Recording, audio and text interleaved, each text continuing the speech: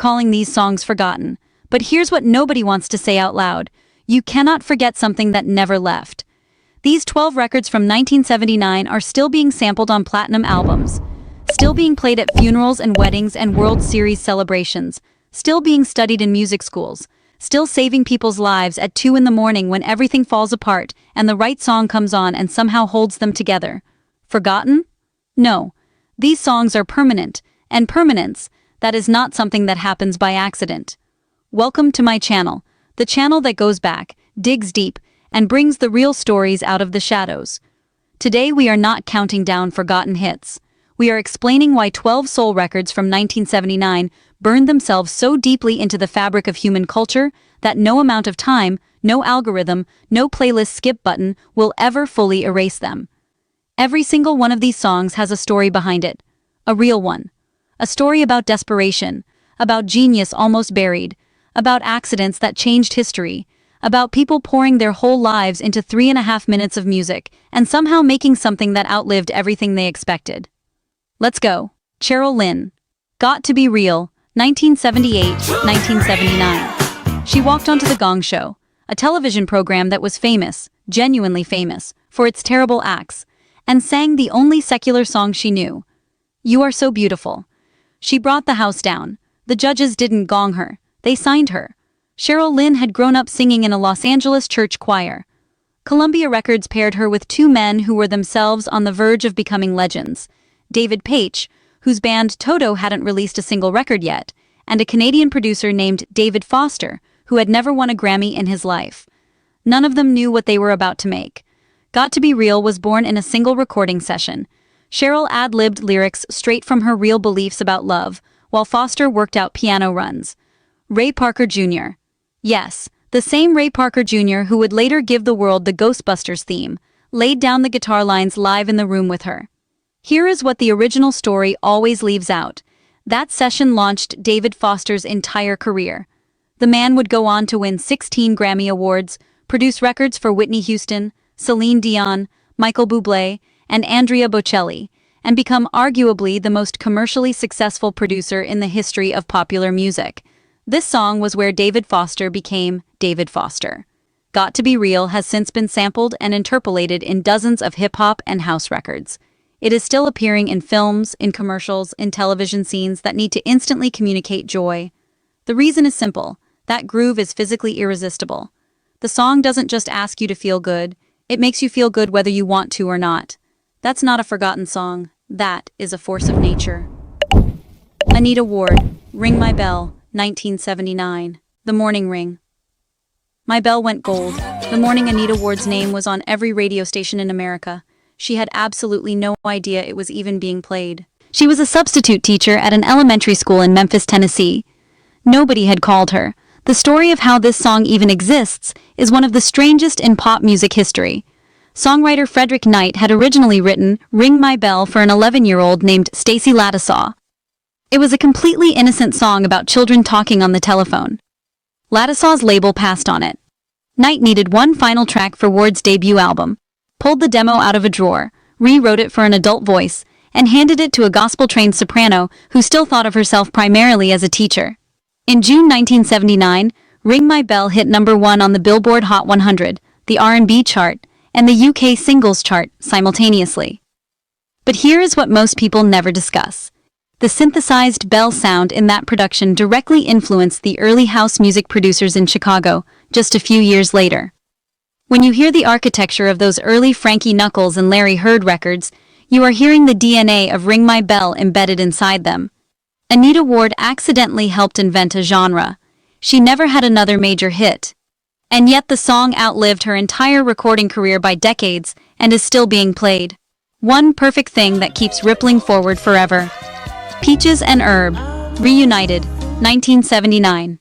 Herb fame had quit music entirely. He had walked away from the charts, away from the studio, away from the name that had briefly made him famous, and gone to work as a police officer in Washington, D.C. He spent 6 years on the force before music pulled him back. The original Peaches, Francine Barker, was gone. Herb's label connected him with a former model named Linda Green, a D.C. native with a voice that could devastate you on contact. They recorded an album that went nowhere. Then they called in Freddie Perren. And here's the detail that changes everything. Freddie Perren, in the same creative period, wrote both Reunited and I Will Survive for Gloria Gaynor. The same man, the same months. One song about the courage to stand alone. One song about the joy of coming back together. Two of the most emotionally complete recordings of 1979 came from a single songwriter operating at the absolute peak of his gifts.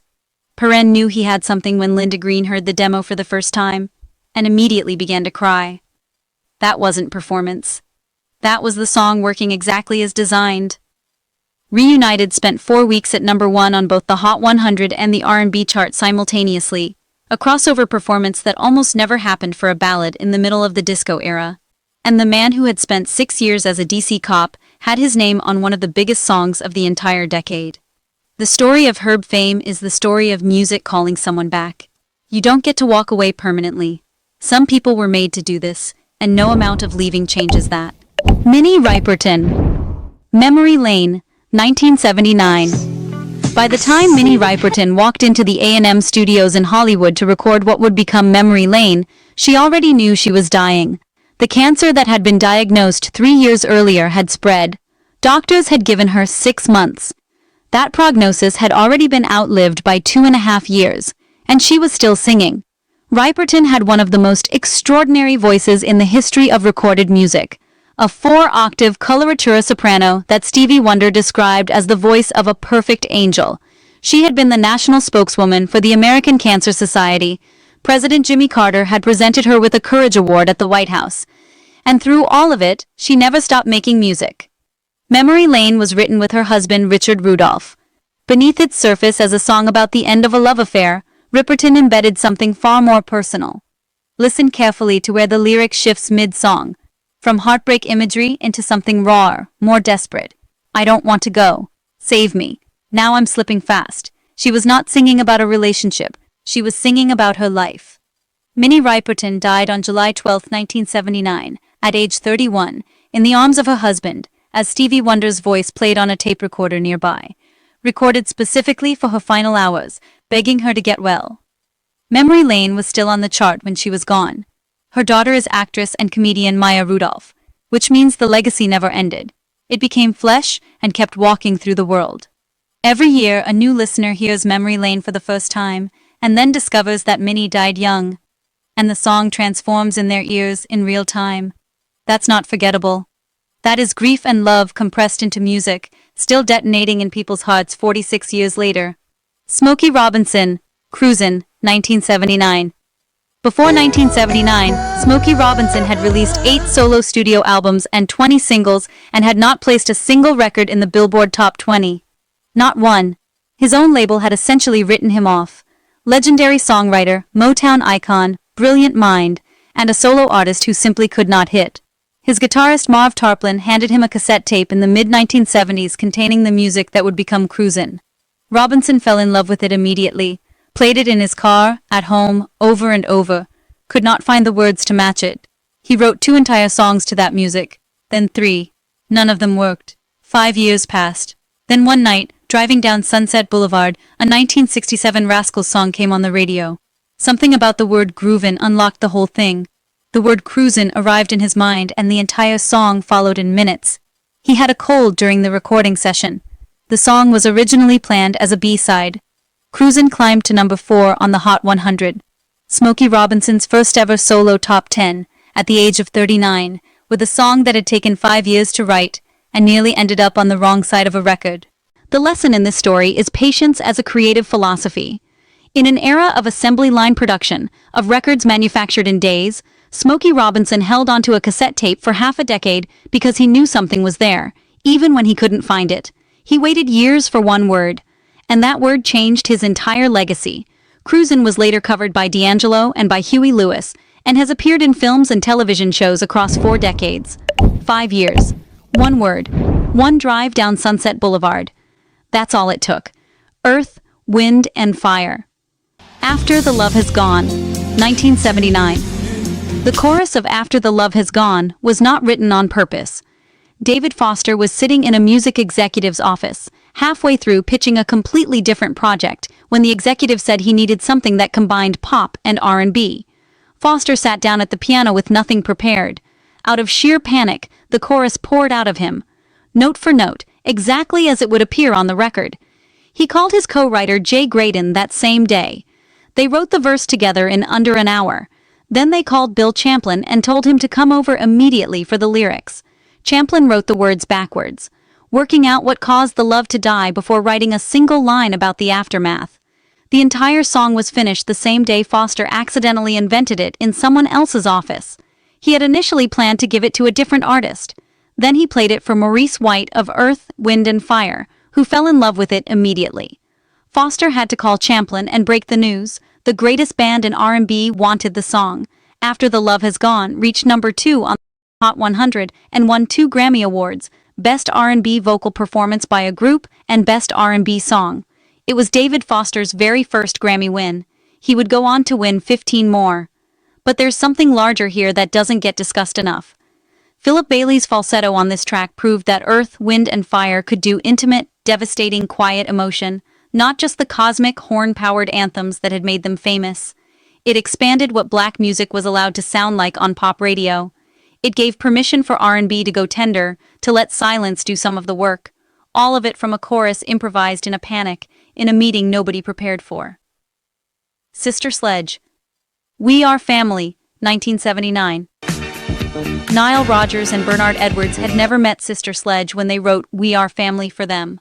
Not once. They wrote the entire song, lyrics, melody, arrangement, based on a single conversation with Atlantic Records president Jerry Greenberg, who described the four sisters to them in broad strokes. Everything on that record came from one afternoon with an executive who loved his artists. Atlantic Records initially declined to release We Are Family as a single. They didn't hear it as a hit. The song was pushed through anyway, gained club play, then radio play, and on June 16, 1979, it hit number 1 on the Billboard R&B chart. Lead singer Kathy Sledge recorded her entire vocal in one take. Here is what history consistently underreports. In 1979, the same year the song was released, the Pittsburgh Pirates used We Are Family as their World Series theme. That team won.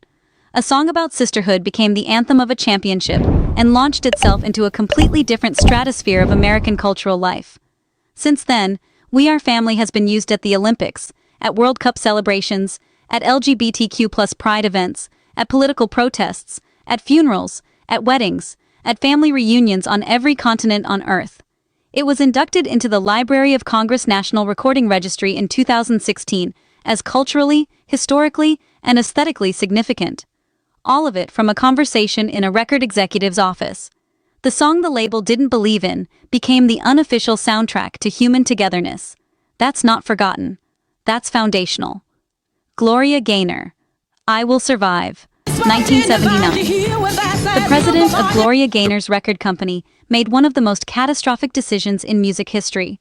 The song had been recorded. The producers, Freddie Perrin and Dino Ficaris, knew immediately that I Will Survive was the superior track. Everyone in that studio knew it. And the label president ordered it buried on the B-side anyway, behind a cover of a Righteous Brothers song that peaked at number 107 and disappeared without a trace. Then the DJs got hold of the B-side. Studio 54's DJ Richie Kazor flipped the record and started playing I Will Survive on repeat. Club after club picked it up, radio followed the clubs. Polydor finally released it as the A-side. It went to number 1 on the Billboard Hot 100, spent 3 non-consecutive weeks at the top, and sold more than 15 million copies worldwide. There's a detail from Gloria Gaynor's own life that gives this song a weight beyond the music. She had spent 6 months in the hospital with a serious back injury shortly before recording it. She recorded I Will Survive on a surgically repaired spine, in genuine physical pain. The defiance in that vocal was not performance, it was testimony. At the 1980 Grammy Awards, I Will Survive won Best Disco Recording, the first and only time that category was ever awarded. The Recording Academy introduced it and eliminated it the very next year, as anti-disco backlash swept America. I Will Survive has since been inducted into the Grammy Hall of Fame, the National Recording Registry, and placed on Rolling Stone's 500 Greatest Songs of All Time. It has been used in clinical psychology as a tool in trauma recovery. It is sung at divorce parties and cancer survival celebrations, and coming out moments and breakups that needed one final push toward the door. A record executive tried to hide it. Instead, it became one of the most celebrated human recordings in history, because you cannot bury something that was built to survive. Teddy Pendergrass. Turn Off the Lights, 1979. Teddy Pendergrass was the drummer. When he first joined Harold Melvin and the Blue Notes in 1969, he sat behind the kit and kept the beat. Then one night at a show, he jumped from the back of the stage mid-set and started singing, completely unannounced. Harold Melvin moved him to the front microphone immediately. That baritone was too powerful, too enormous to keep hidden behind a drum kit. By 1975, Pendergrass and Melvin were in open conflict. Over money, over credit, over the fact that audiences kept assuming Pendergrass was Harold Melvin, because his was the only voice they heard. Pendergrass walked away. The Blue Notes never recovered from losing him. His solo career was extraordinary. 5 consecutive platinum albums, a record at the time for any black R&B artist in history. He became famous for his ladies-only concerts, events where men were not admitted, where women threw lingerie onto the stage, while Pendergrass sang in a voice that felt almost physically impossible to produce. Turn Off the Lights, released in 1979, was the peak of that era. A slow-burning invitation delivered in a baritone so deep and intimate it felt almost dangerous. It hit the top 5 on the R&B chart and cemented his status as the undisputed king of bedroom soul. What that song represents is something more profound than sensuality. Teddy Pendergrass rewrote the rules of masculine vulnerability in black music. He was a large, physically powerful man who sang about need, about desire, about the quiet spaces between two people. That combination, power and tenderness in the same breath, was genuinely revolutionary for 1979. 3 years later, a car accident on Lincoln Drive in Philadelphia left him paralyzed from the waist down. He never fully regained his physical mobility. But he never stopped singing. His voice was still there. And that voice, once heard, is never forgotten. Prince.